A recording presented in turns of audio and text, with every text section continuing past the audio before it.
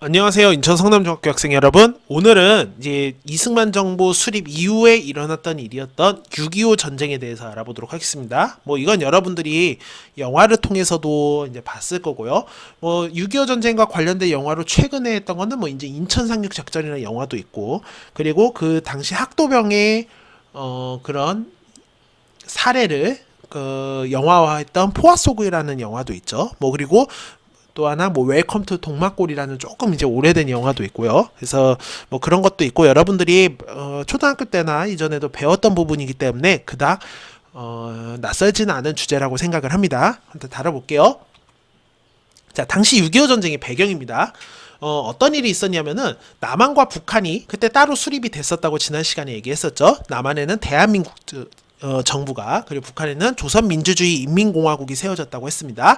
그래서 이 남북한이 각각 서로 통일을 해야 된다고 대립을 하게 돼요. 남한은 우리가 북쪽으로 점점 더 올라가야 된다는 북진 통일을 주장하게 되고요. 반면에 북한 같은 경우에는 우리 북한에서 이제 공산주의, 사회주의가 상징하는 색깔은 붉은색입니다. 그런 한반도를 이제 붉은색으로 물들여야 된다는 적화통일이라는 것을 내세우게 됩니다.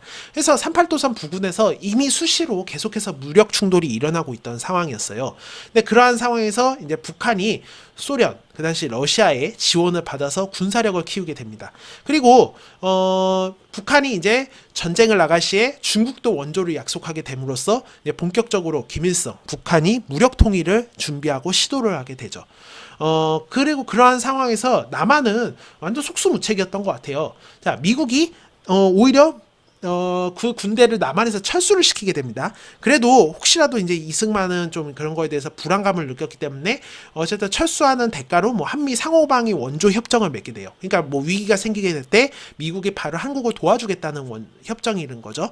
근데 문제는 당시 미국은 에치슨 선언이라는 것을 하게 됩니다. 이 내용이 뭐냐면 한국을 태평양 지역 방위선에서 완전히 제외한다는 거예요. 그러니까 미국이 어떠한 상황 시에 이 태평양 지역 방위선 내에 있던 국가는 어떤 일이 일어나면 즉시 군대를 개입시켜서 그 문제를 해결해 주는 건데, 한국은 이제 그 지역에 포함되지가 않는 거예요. 그러니까 뭔가 이상하죠. 도와준다고 해놓고서 이렇게 방위선에서는 제외를 해놓는 그런 이중적인 태도를 보이게 됩니다. 그러니까 북한은 소련의 지원을 받아서 전쟁 중에 착착해오고 있는데, 남한에서는 아무런 대처도 못하고 있던 거예요. 자, 그러한 상황에서 이제 6.25 전쟁이 터지게 됩니다. 이거는 선생님이 영상을 통해서 하나하나씩 정리를 해보도록 하겠습니다. 영상 잘 봐주세요.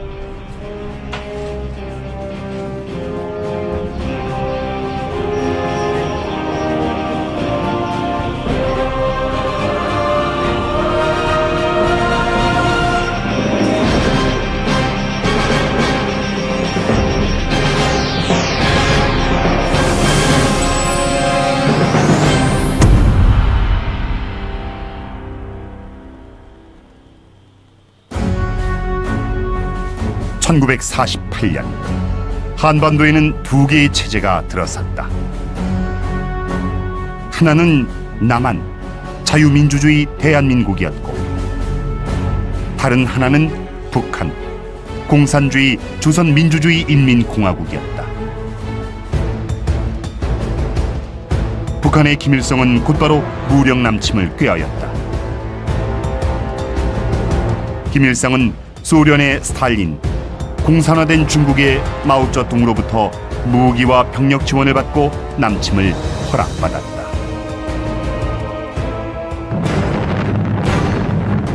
(1950년 6월 25일) 새벽 4시, 북한은 38도선을 넘어 기습 남침을 감행하였다.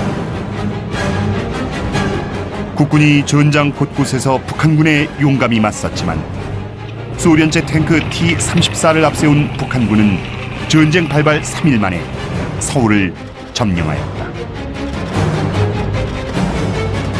북한의 남침은 단순히 남한에 대한 공격이 아니라 세계 자유진영에 대한 공산진영의 공격이었다. 미국의 트루먼 대통령은 유엔에 그 대응을 요청했다.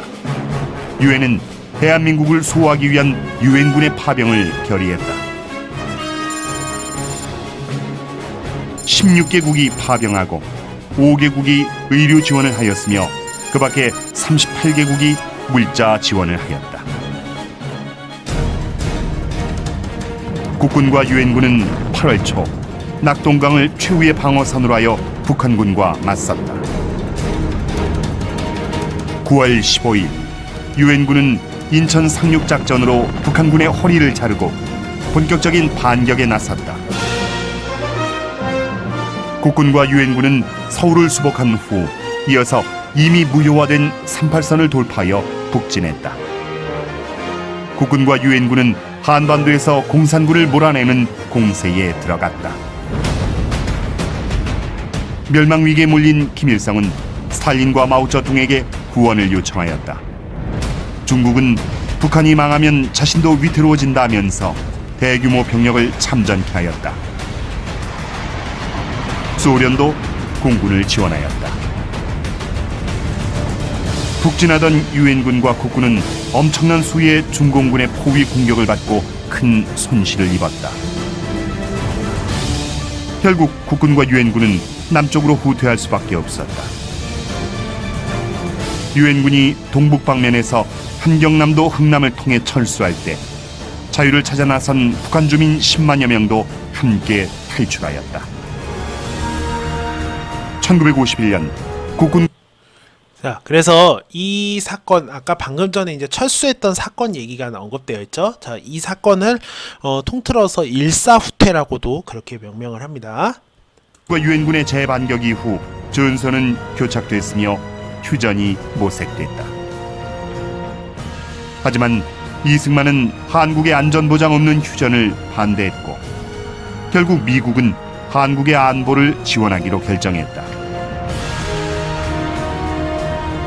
1953년 7월 27일 정전협정이 체결되어 6.25 전쟁은 휴전 상태로 들어갔다. 북한 공산정권이 무력 통일을 꾀한 것 때문에 대한민국은 엄청난 물적, 인적 피해를 입었다. 하지만 휴전 후 한미 상호 방위 조약이 체결되어 한국의 안보 태세가 굳건해졌다. 미군 2개 사단이 주둔하게 되었으며 한국군도 대폭 증강되었다. 6.25 전쟁은 대한민국이 북한의 공격을 물리친 전쟁이었다.